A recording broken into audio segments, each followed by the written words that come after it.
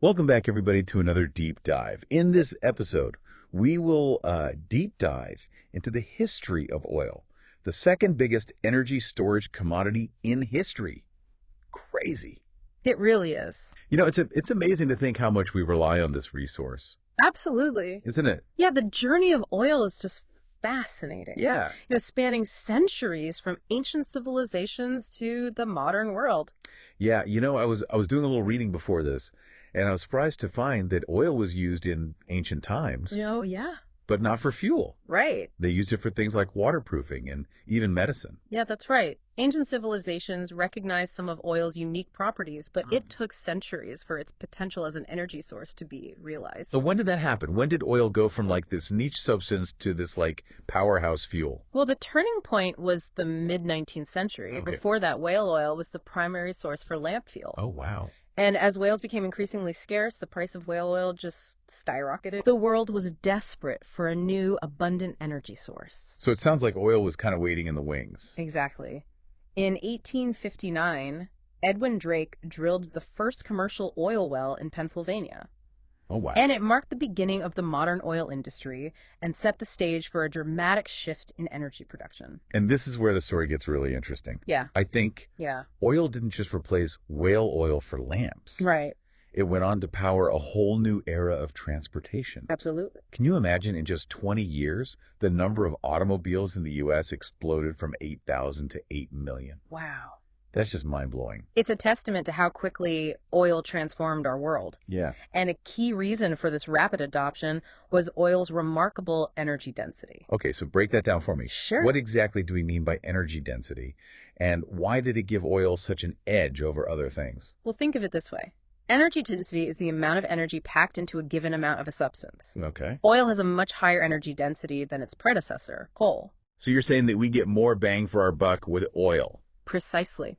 To give you an idea, crude oil has an energy density of about 44 megajoules per kilogram. Okay. Now compare that to coal, which ranges from 15 to 30 megajoules per kilogram, depending on the type. Wow. That's a significant difference. No wonder gasoline, which comes from oil, became the go-to fuel for cars. Yeah. It's so much more efficient than trying to power a vehicle with like a chunk of coal. Exactly. But it's not just about the energy content. Right. Oil has another major advantage. It's liquid form. Right. It's so much easier to handle than coal. Absolute. I can't imagine having to shovel coal into my car's gas tank. Think about the logistics involved with coal. It's bulky. Yeah. It's dirty, and it requires a lot of manual labor to transport and store. Yeah. Oil, on the other hand, can be easily pumped through pipelines, transported in tankers, and stored in tanks. Right. This ease of handling made it a game changer for industries around the world. And it wasn't just transportation. Oil also revolutionized other industries. Like, for instance, it played a significant role in the development of agriculture. Absolutely. Before oil-powered machinery, farming was an incredibly labor-intensive process. Oh, yeah. But with the advent of tractors and other oil-powered equipment, farmers could cultivate larger areas of land and increase crop yields. Yeah. This had a profound impact on food production and helped support a growing global population. Wow.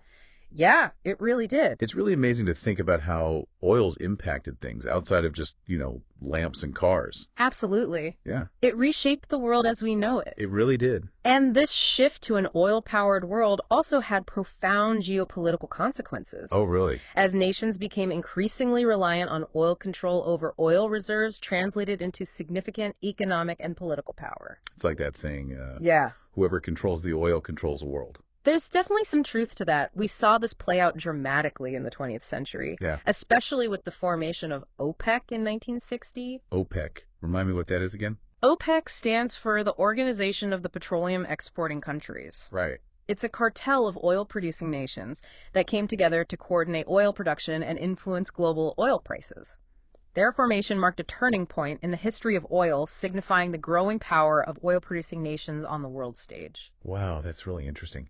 It's crazy to think about the scale of the oil boom, too. Oh, yeah. We went from just a few thousand barrels in 1859 with that first oil well to billions of barrels being produced in the 20th century. That's a staggering increase. Wow. Oil became the lifeblood of modern economies, fueling industries, transportation, and even agriculture. Yeah. However, this heavy reliance on oil also revealed a critical vulnerability. Are you talking about the oil crises of the 1970s? Absolutely. Yeah, those had a huge impact on the world. In 1973, an oil embargo by Arab members of OPEC in response to the Yom Kippur War sent shockwaves through global markets.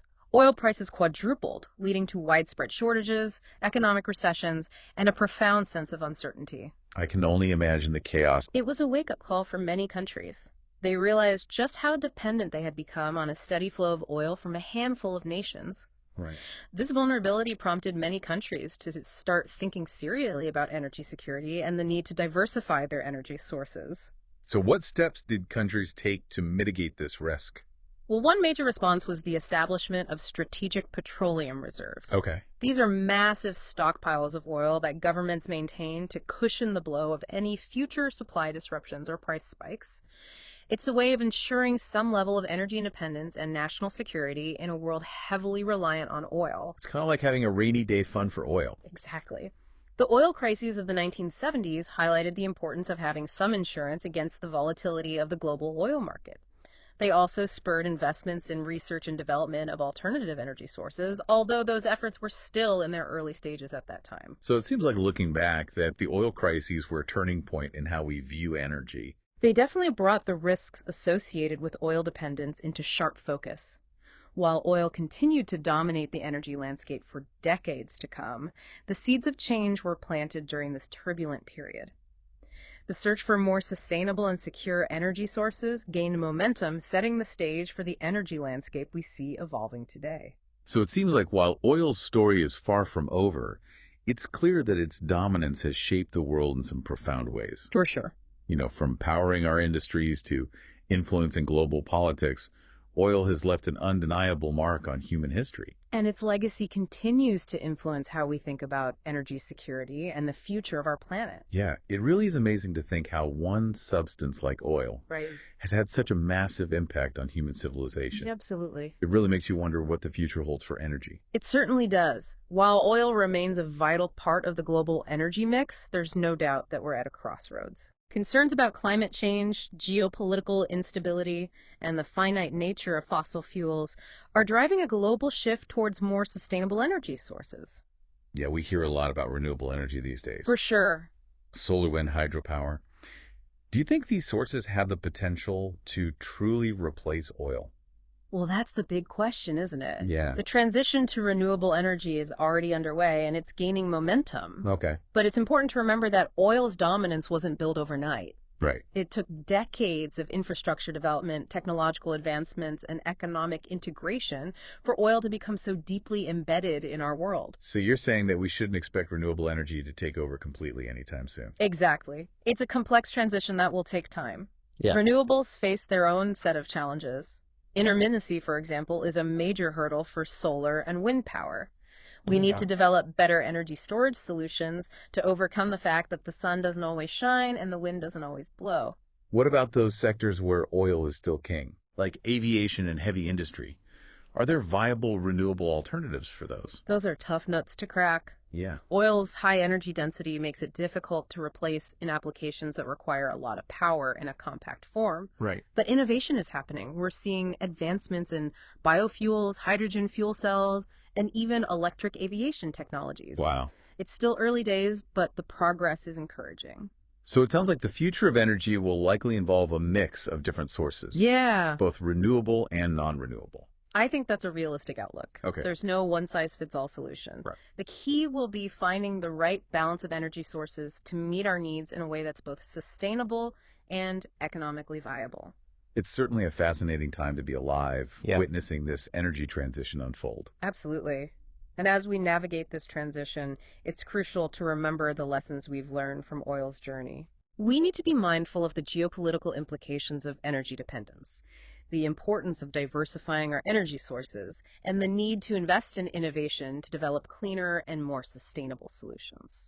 So it seems like oil's history can serve as a guidepost as we venture into this new energy era. Indeed. It reminds us that energy transitions are complex and multifaceted processes that involve not just technological advancements, but also economic considerations, political dynamics, and social adaptations. Well, I think that's a perfect note to end on. Listeners, we've covered a lot of ground in this deep dive, exploring oil's journey from ancient times to its pivotal role in shaping the modern world.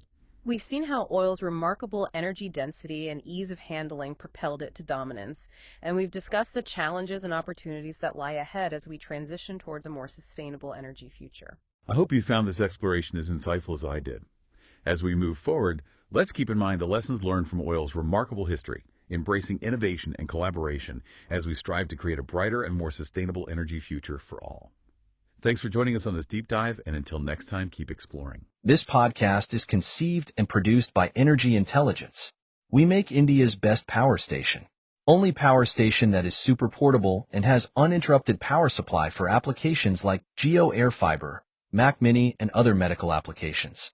Listeners of this podcast get a 5% discount with code of ENERGYPOD5 through December 31st.